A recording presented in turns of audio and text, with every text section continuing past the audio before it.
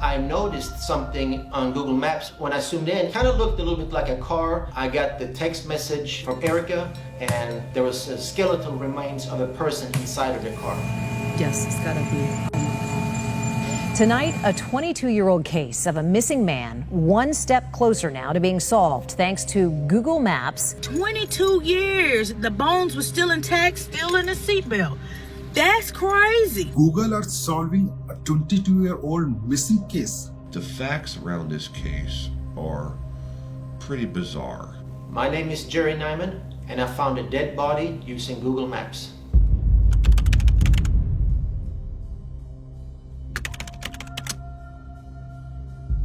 I work for the Palm Beach County School District in the Transportation Department, and our in-house developed routing system uses Google Maps as the layer where we can see where the bus stops are and where the buses are if we're tracking them with the GPS. Yeah, often when I look at where school is and where students live, I usually go and see how would those students walk to school safely so that they don't have to walk next to a busy highway. We pretty much use Google Maps on a daily basis.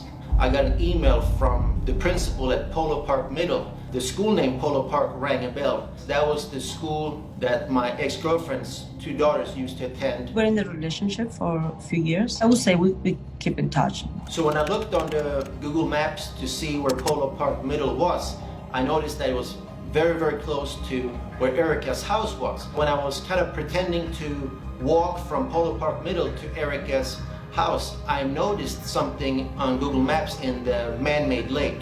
Kind of looked a little bit like a car, and I tried to compare it to cars that were parked nearby. I thought, let me see if I can text Erica and see if she can walk out in her backyard to see if she could see the car. And I texted her that screenshot.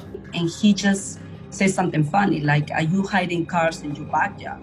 The water was kind of green and brown, so she couldn't see the car. So I'm trying to jump in my fence. I'm trying to see if I can see something, but I couldn't see anything. So she went and asked one of her neighbors if they maybe could help her. I was hoping it was nobody there, of course. My heartbeat, it was like...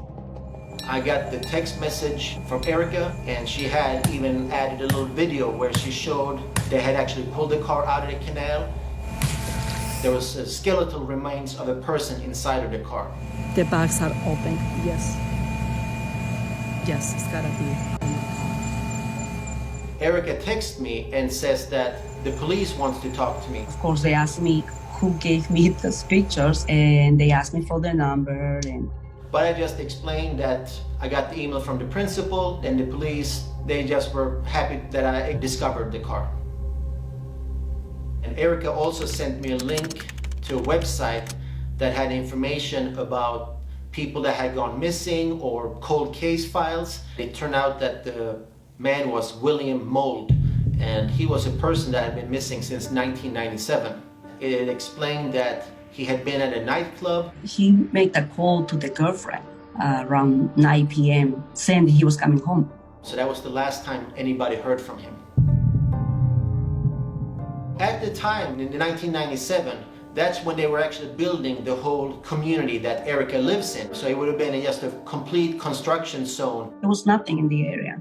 This house wasn't built. How and when Molt's car got into this retention pond in the Grand Isles community in Wellington remains a mystery. But Google Maps shows if you look close enough, it's been visible from the sky since 2007. After this, I saw a lot of people had posted things on websites wondering, why didn't nobody see this car before? On the Google images, it looked so clear. But when you actually stand next to one of these man-made lakes, they're typically brown or green, and it's almost impossible to see what's in the water. No, I couldn't see nothing. Yeah, I think it was just great for the family to get closure after all these years.